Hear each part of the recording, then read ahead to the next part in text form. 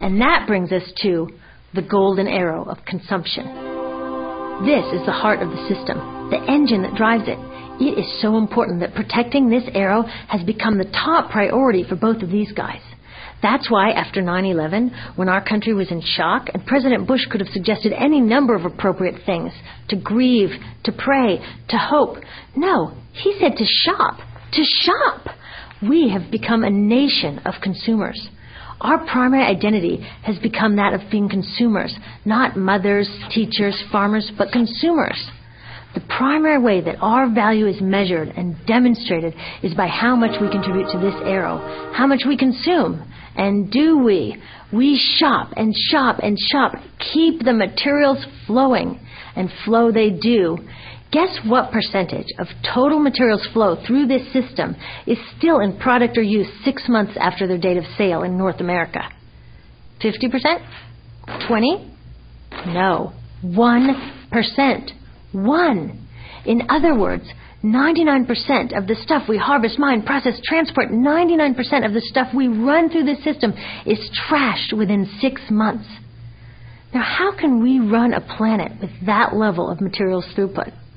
It wasn't always like this. The average U.S. person now consumes twice as much as they did 50 years ago. Ask your grandma.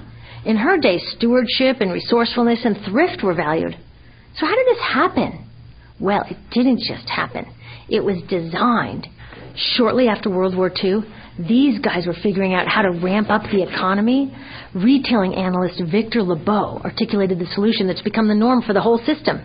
He said, our enormously productive economy demands that we make consumption our way of life, that we convert the buying and use of goods into rituals, that we seek our spiritual satisfaction, our ego satisfaction in consumption. We need things consumed, burned up, replaced, and discarded at an ever-accelerating rate. President Eisenhower's Council of Economic Advisors chairman said that the American economy's ultimate purpose is to produce more consumer goods. More consumer goods? Our ultimate purpose? Not provide health care or education or safe transportation or sustainability or justice? Consumer goods? How did they get us to jump on board this program so enthusiastically? Well, two of their most effective strategies are planned obsolescence and perceived obsolescence. Planned obsolescence is another word for designed for the dump. It means they actually make stuff to be useless as quickly as possible, so we'll chuck it and buy a new one. It's obvious with things like plastic bags and coffee cups, but now it's even big stuff. Mops, DVDs, cameras, barbecues even, everything. Even computers. Have you noticed that when you buy a computer now, the technology is changing so fast that in just a couple of years, it's actually an impediment to communication? I was curious about this, so I opened up a big desktop computer to see what was inside. And I found out that the piece that changes each year is just a tiny little piece in the corner. But you can't just change that one piece because each new version is a different shape. So you got to chuck the whole thing and buy a new one. So I was reading industrial design journals from the 1950s when planned obsolescence was really catching on. These designers are so open about it.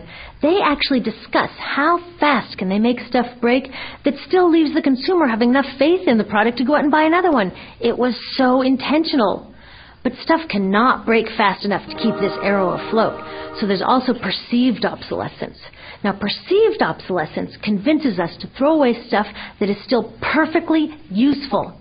How do they do that? Well, they change the way the stuff looks.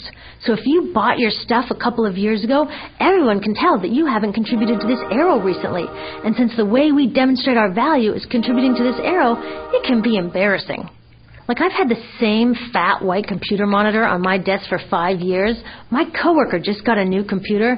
She has a flat, shiny, sleek monitor. It matches her computer, it matches her phone, even her pen stand. She looks like she's driving in Spaceship Central, and I look like I've got a washing machine on my desk. Fashion is another prime example of this.